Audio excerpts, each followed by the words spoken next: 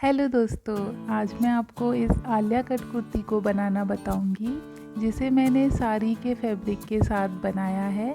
आप अपनी चॉइस का कोई भी फैब्रिक या साड़ी इसमें ले सकते हैं और ये कुर्ती डिज़ाइन काफ़ी ट्रेंडिंग में है।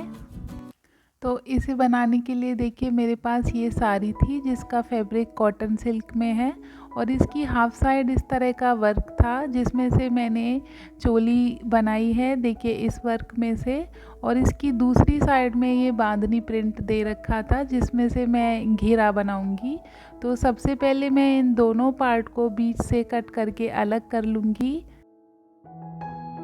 और जो किनारे पे इसकी ये लेस दे रखी है मैं इसे भी निकाल कर अलग कर लूँगी। तो सबसे पहले मैं चोली कट करूँगी, जिसके लिए मैंने लाइनिंग को 4 फोल्ड में फोल्ड कर लिया है और इसकी बंद साइड मैंने अपनी तरफ रखी है। अब चोली जितनी भी आपको चाहिए उसमें 1 इंच सिलाई का मार्जिन लेते हुए इस पर मार्क लगा लें। तो मैं यहाँ 16.5 इंच पर मार्क लगा ले रही हूँ चोली की लेंथ के लिए, क्योंकि तैयार मुझे चाहिए यहाँ 15.5 इंच पर। अब सबसे पहले मैं यहाँ शोल्डर की मार्किंग कर ले रही हूँ। तो जितना भी आपका शोल्डर है उसका हाफ ले लीजिए। मैंने यहाँ 6.5 इंच पर मार्क किया है और हाफ इंच पर इस तरह से यहाँ मार्क कर लेंगे शोल्डर डाउन करने के लिए। और नेक विड्थ के लिए मैं यहाँ मार्क करूँगी 3.5 इंच पर। अब इन दोनों निशानों को इस तरह से क्रॉस में मिला लेना है। अब इस हाफ इंच के निशान को छोड़ते हुए मैं यहाँ आर्म होल के लिए मार्क कर लूँगी। तो आर्म होल भी मैं यहाँ 6.5 इंच पर रखूँगी और इस तरह से विड्थ वाइज भी मैं यहाँ देखिए चेक कर लूँगी 6.5 इंच पर ही ये निशान आना चाहिए। और अब इन दोनों लाइन को एक स्केल से जॉइन कर लूँगी।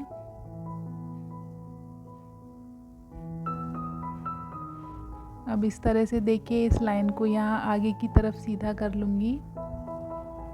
अब इस लाइन का हमें मिड पॉइंट ले लेना है। तो देखिए इस तरह से इंच टेप को फोल्ड करते हुए मैंने यहाँ मिड पॉइंट पे मार्क कर लिया है। अब इस मिड पॉइंट से दोनों ही साइड हमें हाफ इंच पर मार्क कर लेना है। अब इस निशान को क्रॉस में इस तरह से देखिए मिला लेना है। ये मेथड मैं हर वीडियो में सेम ही करती हूँ। और इस तरह से देखिए हाफ इंच हम यहाँ आर्म होल की गोलाई के लिए मार्क लगा लेंगे और 1.5 इंच पर बैक आर्म होल के लिए मैंने यहाँ निशान लगा लिया है। अब फ्रेंच कर्व की हेल्प से देखिए इन दोनों मार्क को मिलाते हुए मैं यहाँ इसकी शेप दे दूँगी। तो इस तरह से देखिए ये शेप मैं पहले फ्रंट आर्म होल के लिए दे रही हूँ और ये शेप देखिए बैक आर्म होल के लिए हो जाएगी, देखिए इस तरह से। अब इसके बाद जो भी आपकी चेस्ट का साइज़ है उसका 1/4 ले लीजिए। मैं यहाँ 9.5 इंच पर रख रही हूँ। और जो भी आपकी कमर का साइज़ है उसका 1/4 ले लीजिए। तो इस तरह से ये 2 मार्क मैंने लगा लिए हैं और इन्हें इस तरह जॉइन कर लेंगे। और 1.5 इंच पर मैंने यहाँ सिलाई मार्जिन के लिए ले लिया है। अब साइड से देखिए चोली के लिए हाफ इंच पर मैं यहाँ इस तरह से मार्क कर लूँगी और इसे क्रॉस में इस तरह से सीधा कर लूँगी। अब इस मार्किंग पर ही देखिए पहले मैं कटिंग कर लूँगी। जो बाहर की मार्किंग है कटिंग हमें उसी पर ही करनी है। देखिए इस तरह से यहाँ बैक आर्म होल को कट कर लूँगी। अब ये कट हो जाने के बाद देखिए मैं इसमें से बैक पैनल को अलग कर लूँगी। अब इसमें देखिए हम यहाँ आलिया कट की शेप देंगे। अब आप कट कितना ऊपर चाहते हो उस हिसाब से यहाँ रख लीजिए। मैं यहाँ 4 इंच पर निशान लगाऊंगी। तो 4 इंच पर देखिए ये निशान मैंने बंद साइड की तरफ से लगाया है और क्रॉस में इसे इस तरह से मिलाते हुए सीधा कर दिया है। तो ये देखिए आलिया कट में इसकी शेप आ जाएगी। तो इस जो शेप है इसी शेप पे मैं इसकी कटिंग कर लूँगी।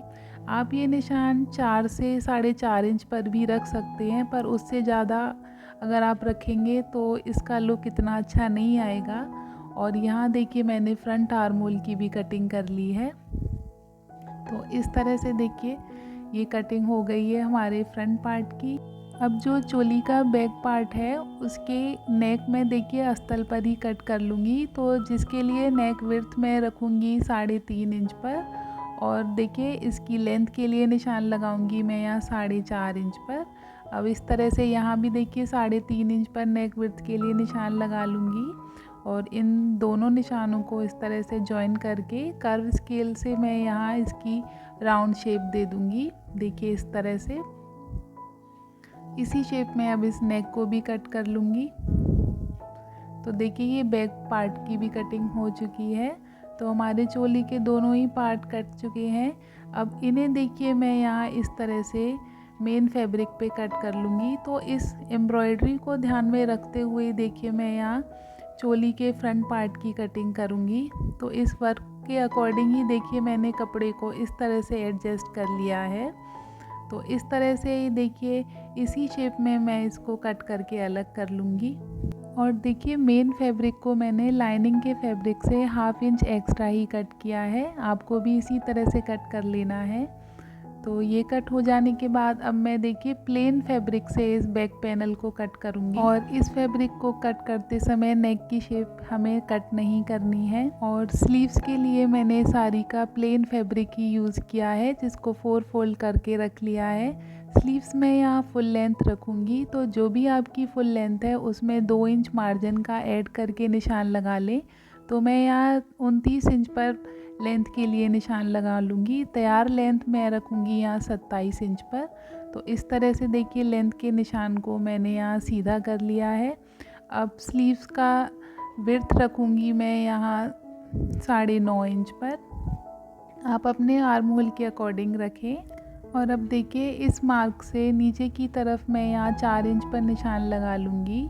तो स्लीव्स की फुल लेंथ है, इसलिए मैं ये निशान 4 इंच पर रखूँगी। फुल लेंथ स्लीव्स के लिए देखिए मेज़र टेप को इस तरह मैंने अपने हाथ पर राउंड कर लिया है। अब जो भी राउंड आता है उसका हाफ ले लीजिए और उस पर मार्क कर लीजिए। तो मेरे मेज़रमेंट के अकॉर्डिंग ये 4.5 इंच पर आ रहा है, तो मैं 4.5 इंच पर मार्क कर लूँगी।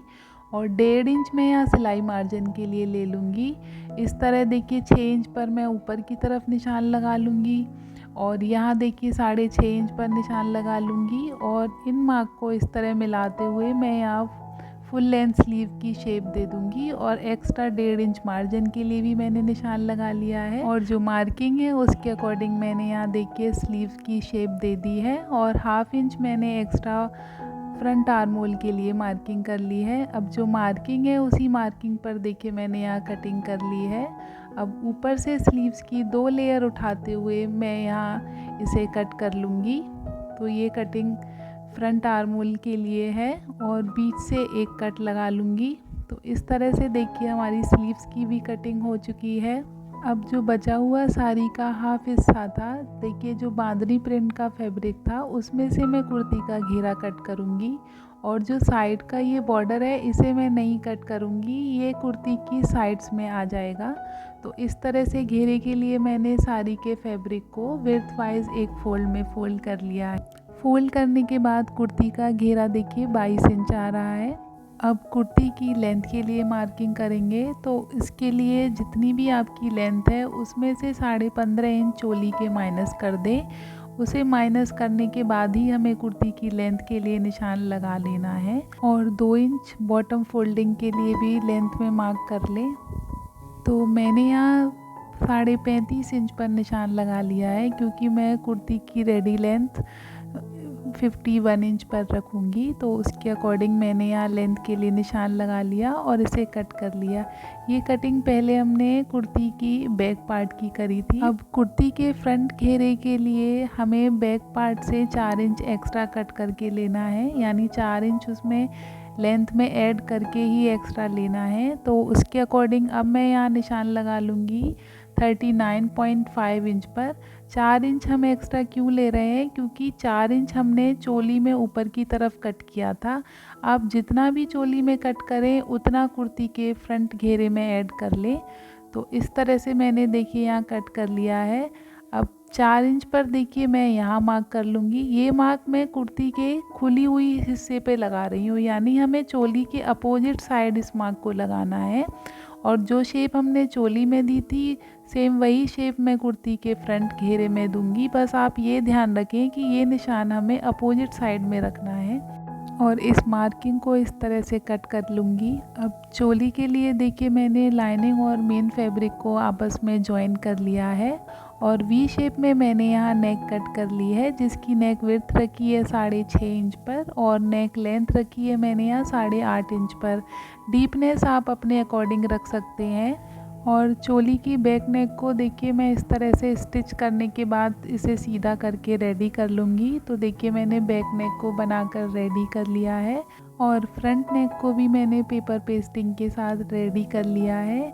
अब इसके बाद देखिए मैं इसमें ये लेस अटैच करूँगी इसे और इन्हेंस करने के लिए। तो इस तरह से मैंने देखिए यहाँ इसमें लेस स्टिच कर ली है। चोली का फ्रंट पार्ट तैयार होने के बाद इसमें हम घेरे को स्टिच करेंगे। तो उसके लिए देखिए मैं इसमें प्लेट्स डालूँगी, यानी छोटी छोटी चुन्नटें डालूँगी। तो उसके लिए एक मोटे टाँके की मैंने सिलाई लगा ली है। सिलाई मैं यहाँ डबल रखूँगी, जिससे जब हम इसमें प्लेट्स डालेंगे तो ये काफ़ी फिनिशिंग के साथ इसका लुक आएगा। तो दोनों ही पार्ट पर मैंने इसी तरह से स्टिच कर ली है। अब देखिए दोनों धागों को इस तरह हल्के हाथ से निकालते हुए छोटी छोटी प्लेट्स डाल लेनी है। घेरे के दोनों ही पार्ट पर हमें इसी तरह से प्लेट्स डाल लेनी है। देखिए इस तरह से मैं धागे को खींचते हुए प्लेट्स डाल लूँगी। तो मैंने देखिए यहाँ इस तरह से डाल ली है। अब चोली के पार्ट से मेजर कर लेंगे कि ये इसके बराबर है या नहीं और देख लेंगे। तो इसके अकॉर्डिंग देखिए ये ठीक आ रही है। और अब मैं यहाँ इसकी सिलाई लगा लूँगी। सिलाई लगाते समय आप बस प्लेट्स का ध्यान रखें, यानी चुन्नटों को अच्छे से सेट करते हुए इसमें अटैच करें। देखिए इस तरह से मैं इन्हें एडजस्ट करते हुए चोली पर अटैच कर लूँगी। इसी तरह से मैं कुर्ती के फ्रंट पैनल को भी अटैच कर लूँगी। तो देखिए मैंने इसमें अटैच कर ली हैं और ये देखिए बनने के बाद इसका लुक कितना अच्छा आ रहा है। अब इसके बाद देखिए सेम लेस को मैं चोली के बॉटम में इस तरह से यहाँ लगा लूँगी। देखिए बिल्कुल इसी शेप में मैं इसे सिलकर रेडी कर लूँगी। अब कुर्ती के घेरे में भी मैं लाइनिंग अटैच करूँगी। तो लाइनिंग को मैंने कुर्ती की लेंथ से 4 इंच कम करके कट किया है और इसकी विड्थ है देखिए यहाँ 11 इंच पर। जैसे हमने कुर्ती के घेरे को कट किया था सेम उसी मेथड से यहाँ लाइनिंग को कट कर लेना है। बस मैंने यहाँ लेंथ थोड़ी कम रखी है घेरे से। तो इसको भी देखिए मैं इसी तरह खुली हुई साइड से 4 इंच पर मार्क कर लूँगी। जैसे सेम मेथड हमने कुर्ती के घेरे में किया था, बस उसी मेथड से मैं यहाँ लाइनिंग को भी कट कर लूँगी। अब इस लाइनिंग को देखिए कुर्ती में अटैच करने का मैं कितना आसान तरीका आपके साथ शेयर कर रही हूँ। तो कुर्ती की मैंने ऊपर की साइड उल्टी रखी है और इस तरह देखिए इन दोनों के सेंटर पॉइंट को मिलाते हुए हमें यहाँ इस तरह से सिलाई लगा लेनी है। तो जो सिलाई हमने पहले लगाई थी उसी सिलाई के ऊपर इसे स्टिच कर लेना है। देखिए इस तरह से आपको लाइनिंग को इस साइड रखते हुए सिल लेना है। तो जो सिलाई है उसी सिलाई के ऊपर मैं यहाँ ऐसे स्टिच कर लूँगी और जितनी इसमें एक्स्ट्रा चुन्नटें पड़ रही हैं मैं उनको अच्छे से एडजस्ट करते हुए इसमें भी चुन्नटें डाल लूँगी। बस आपको इसके सेंटर पॉइंट का ध्यान रखना है, दोनों के सेंटर पॉइंट आपस में मिलने चाहिए और इसी शेप में मैं इसको इसमें जॉइन करके रेडी कर लूँगी। तो दोनों ही घेरों पर मैं इसी तरह से अस्तर को लगा कर रेडी कर लूँगी। देखिए इस तरह से।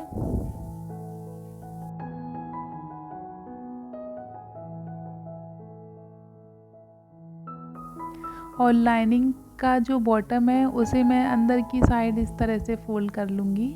तो देखिए इस तरह जब हम सिलाई लगाएंगे तो जब अस्तर को घेरे की तरफ सीधा करेंगे तो देखिए जो सिलाई का मार्जिन है वो घेरे की अंदर की साइड आ जाएगा।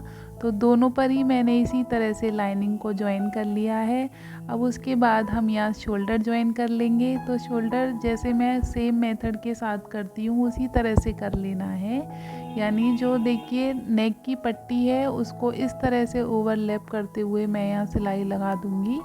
तो दोनों शोल्डर मैंने इस तरह से ज्वाइन कर लिए हैं। अब इसमें मैं स्लीव ज्वाइन कर लूँगी। तो स्लीव ज्वाइन करते समय आप बस आर्म होल का ध्यान रखें, यानी जो गहराई हमने फ्रंट आर्म होल की दी थी वो फ्रंट आर्म होल की दोनों में आपस में मिलनी चाहिए। तो इसी शेप में मैं सिलाई लगा लूँगी। स्लीव्स को आप ज़्यादा खींच कर ना लगाएं क्योंकि ये साड़ी का फैब्रिक है तो थोड़ा खिंचेगा, तो मैं बिल्कुल हल्के हाथ को से इसे इसमें जॉइन कर लूँगी। तो इस तरह से मैं दोनों ही स्लीव्स को अटैच कर लिया है, देखिए इस तरह से। और बॉटम में मैंने यहाँ गोटे पट्टी की लेस लगा ली है। अब साइड से जो हमने फिटिंग के निशान लगाए थे उसी निशान पर फिटिंग कर लेनी है। और देखिए चोली की लेंथ से मैंने नीचे की तरफ यहाँ 5 इंच तक की सिलाई रखी है, आप अपने हिसाब से रख सकते हैं। और जो देखिए फिटिंग के निशान है, मैं उन्हीं निशानों पर साइड से सिलाई लगा लूँगी। तो दोनों साइड में इसी तरह से सिलाई लगा लूँगी।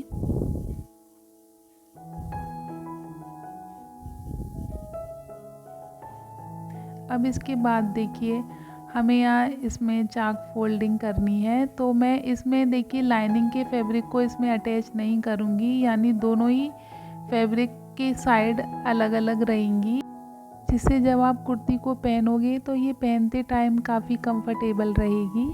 तो इसके लिए देखिए लाइनिंग के फैब्रिक को अलग फोल्ड कर लेना है और मेन फैब्रिक को अलग फोल्ड कर लेना है। तो पहले दोनों की साइड को मैं इसी तरह से फोल्ड कर लूँगी।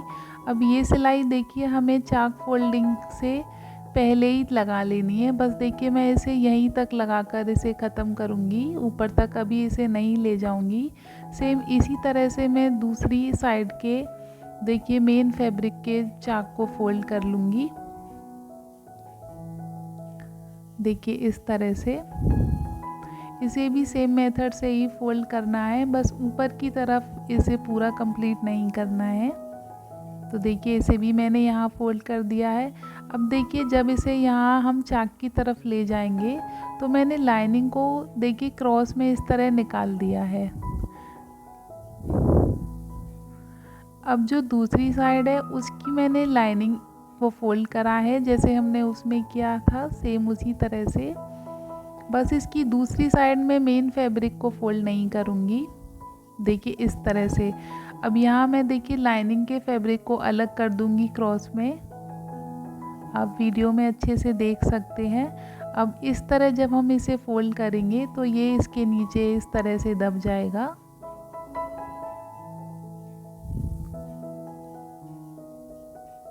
देखिए इस तरह से।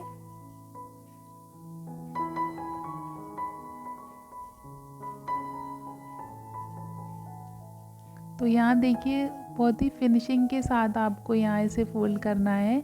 और ये साइड मैंने फोल्ड नहीं की थी, तो इसे देखिए मैं इस तरह से यहाँ भी फोल्ड कर लूँगी, जैसे हम रेगुलर कुर्तीज़ में फोल्ड करते हैं सेम उसी मेथड से। अब यहाँ से देखिए लाइनिंग के फैब्रिक को मैं अलग कर लूँगी और जैसे हम चाक फोल्ड करते हैं उसी सेम मेथड से मैं इसे यहाँ फोल्ड कर लूँगी। तो इस तरह से देखिए हमारी कुर्ती के साइड के दोनों ही फैब्रिक अलग अलग रहेंगे। और देखिए इस तरह से ये काफ़ी फिनिशिंग के साथ यहाँ फोल्ड हो गए हैं। अब जो साइड से थोड़ी सी सिलाई छूट गई है उसे भी मैं सिलकर कंप्लीट कर लूँगी और बॉटम से भी मैं यहाँ इसे फोल्ड कर लूँगी। और इसके साथ ही हमारी कुर्ती बनकर रेडी है। And thanks for watching.